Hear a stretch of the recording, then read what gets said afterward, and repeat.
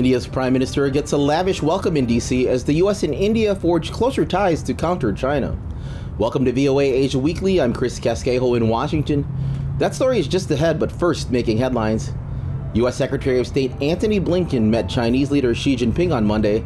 Blinken said the United States is ready to cooperate with China on issues of mutual interest. Those include climate change, macroeconomic stability, public health, food security, and counter-narcotics efforts. But China did not agree to set up military-to-military communication channels. Top North Korean officials vowed to push for a second attempt to launch a spy satellite, as they called their country's first and failed launch last month, the most serious shortcoming this year, and harshly criticized those responsible, state media reported Monday. Japanese Prime Minister Fumio Kishida says his government would mobilize all available policy tools to ensure structural wage growth on Wednesday, signaling the need to raise workers' pay to offset inflation and sustain economic growth. Kishida expects China to also act responsibly as a major nation. More than 6.356 million electric vehicle chargers have been built across China as of this past May. Government officials expect a growth rate of 700,000 EV chargers built per year. U.S. President Joe Biden referred to Chinese President Xi Jinping as a dictator at a San Francisco Bay Area fundraiser on Tuesday. China on Wednesday called Biden's comments extremely absurd and irresponsible. Refugees from Myanmar gathered in the Indian capital New Delhi on Tuesday to hold a prayer meeting as they marked World Refugee Day.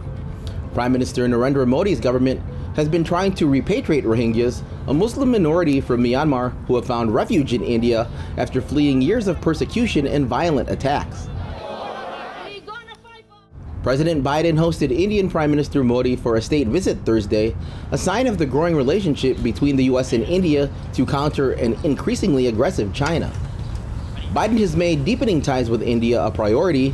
He has offered to collaborate on military technology, even though the U.S. and India lack a formal security alliance. The U.S. has been trying to wean India away from its traditional arms dependence on Russia, its largest supplier of weapons for decades. 70% of India's military equipment is of Russian Soviet origin, a Cold War legacy. The Biden administration is set to okay a deal to allow General Electric to produce jet engines for powering Indian military aircraft. In order for the deal to move forward, Congress must sign off. India is also on track to buy 31 drones made by General Atomics worth slightly over $3 billion, sources told Reuters. The capabilities, whether in terms of maritime surveillance and or other operational roles, has proven themselves out over the years. And I think that resilient platform and the ability of that platform to be used by several air forces and navies around the world is testament to the 7 million plus hours that has been flown. U.S. Representative Ro Khanna, who represents California's Silicon Valley, says India is poised to capture more technology investment from U.S. companies.